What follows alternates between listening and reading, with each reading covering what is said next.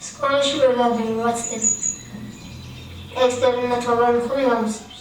ჩვენ გვინდა წარმოგიდგინოთ და ჩვენი ფილმის პროექტი, ჩვენი ფილმი იქნება მაღალმთიან სოფელში, ეგრეთ წოდებულ მოხუცების სოფელში დარჩენილ სიცოცხლეზე.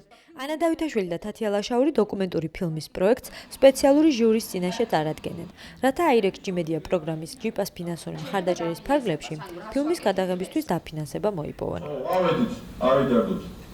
ისინი ჟურნალისტიკისა და მედია მენეჯმენტის კავკასიური სკოლის სტუდენტები არიან.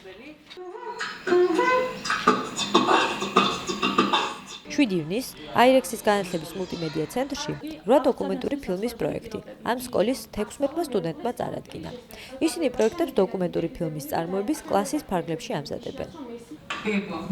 მე სახში რომ ვკითხულობ გაზეთს რომ დავწვევი.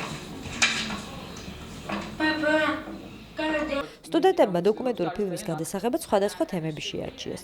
მათი ფილმების გმირები უსახლკარო დარჩენილი ადამიანები, სპეცსკოლის მოსწავლეები, დაცარიელებული სოფლის მოზარდები, მოხალისე მასწავლებლები, მეეზოვეები და სხვები არიან.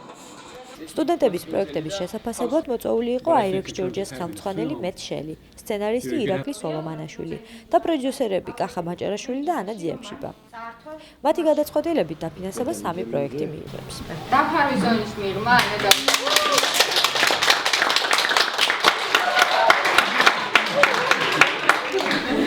გილოცა. მეორე ეს არის ბავშვობა საზღვრებში.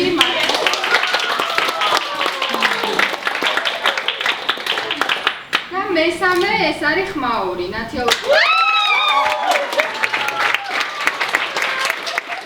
სტუდენტები დოკუმენტურ ფილმებს ზაფხულში გადაიღებენ და შემოდგომაზე ჯიპა დოკუ ფესტივალზე აჩვენებენ.